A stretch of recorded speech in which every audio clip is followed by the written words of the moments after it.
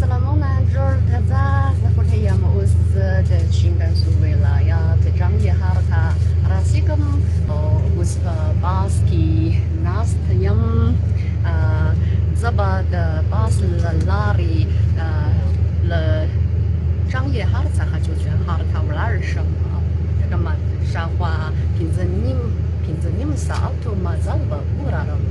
او غواړم چې په همدې ویډیو کې د باس له کړکۍ څخه په بهر کې د همدغه ځای د چین په شمال لویدیځې سیمې کې ښایسته منظرې تاسو ته ډاډې کړم د دغه ګړندی سړک پر دواړو غاړو ډېر کروندې لیدل کېږي رښتیا دا چې جنګي ښار په چین کې د تخمونو د تولیدي مرکز په توګه بلل کېږي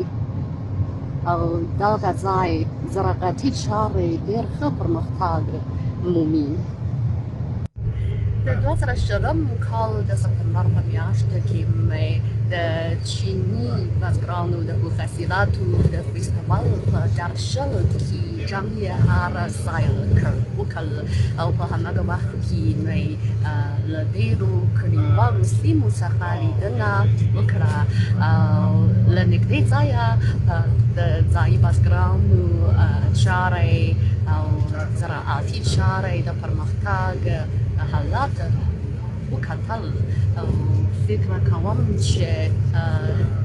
دغه ځای او په هماغه وخت کې اړوند چارې او منظرې زما په ذهن کې ډېرې ښې خاطرې پاتې کړې دي د سړک پر غاړه د شولو پټي هم تر سترګو کېږي او پراخوالی یې ډېر دی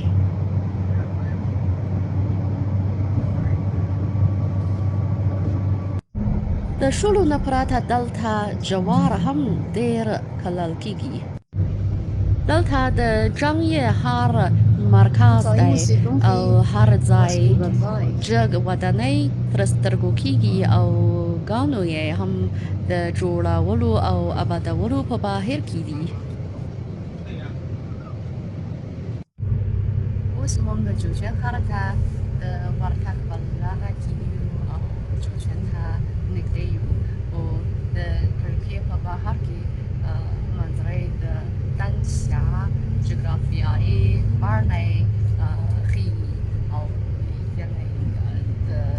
دښتې منظرې ننداره کوي موږ په چیني ژبه دغه شان جغرافیایي بڼې ته تنسیا دیمو وایو او دغه شان هاورو ځانګړتیا دا ده چې رنګونه یې ښکلي دي او ډېر رنګونه ښیي نو تاسې اوس کتلی شئ چې اوس همدلته د هاورو رنګ سور دی اوس موږ د منګوري قوم د چین د منګوري قوم له یوه کلي څخه تېرېږو د سړک پر غاړه د دوی کورونه لیدل کېږي رښتیا ده چې د چین د منګوري قوم د خلکو کورونه خپل ځانګړتیا لري نو په ښکاره او ساده توګه پېژندلی شي داسې ښکلي کورونه هم د منګوري قوم کورونه دي